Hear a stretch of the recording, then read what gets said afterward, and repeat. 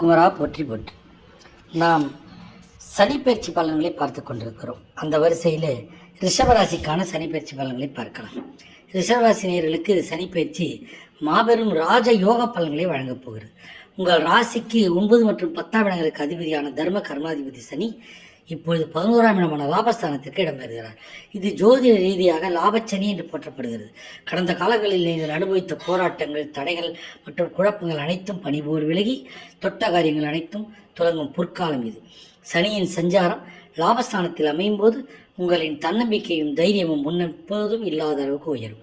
உழைப்பிற்கேற்ற ஊதியம் கிடைப்பதுடன் நீண்டகால கனவுகள் நனவாகும். சமூகத்தில் உங்களின் மதிப்பும் மரியாதையும் பல மடங்கு அதிகரிக்கும். இல்லறம் இனிக்கும். குடும்பம் மற்றும் பொருளாதார நிலையில் நல்ல மாற்றங்கள் இருக்கும். பிரிந்திருந்த குடும்பங்கள் ஒன்று சேரும். தம்பதியினரிடையே ஒற்றுமை பலப்படும். பலருக்கு இப்போது திருமண யோகம், புத்திர பாக்கியம் கைகூடும். பொருளாதார ரீதியாக சிறந்த முன்னேற்றத்தை எதிர்பார்க்கலாம். நிலுவையில் இருந்த தொகைகள் கைக்கு வந்து சேரும். புதிய சொத்துக்கள், வீடு, வாகனங்கள் வாங்கும் யோகம் வலுவாக உள்ளது. மூத்த சகோதர சகோதரிகளின் நண்பர்களின் முழுமையான ஆதரவு உங்களுக்கு பலம் சேர்க்கும். சொந்த பந்தங்கள் ஆதரவாக இருப்பார்கள். தொழில் மற்றும் உத்தியோகத்தை பொறுத்தவரை புதிய வேலை தேடுபவர்களுக்கு உயர்ந்த சம்பளத்துடன் கூடிய வேலை அமையும். ஏற்கனவே வேலையில் இருப்பவர்களுக்கு பதவி உயர்வும் விரும்பிய இடமாற்றமும் கிடைக்கும். தொழிலை விரிவாக்கம் செய்வதற்கு நிதி உதவிகள் எளிதாக கிடைக்கும். மேலதிகாரிகள் உங்களின் உழைப்பை அங்கீகரிப்பார்கள். கூட்டுத் தொழிலில் நல்ல லாபம் கிடைக்கும். சாதகமான காலம் என்பதால் துணிச்சலாக புதிய முதலீடுகளை மேற்கொள்ளலாம். கலை மற்றும் கலைத்துறையில் மாணவர்களுக்கு மிகச்சிறந்த சாதனை புரியும் வாய்ப்பு வரும். போட்டித் தேர்வுகளில் பங்கேற்பவர்கள் மாநில அளவிலான வெற்றிகளை பெறுவார்கள்.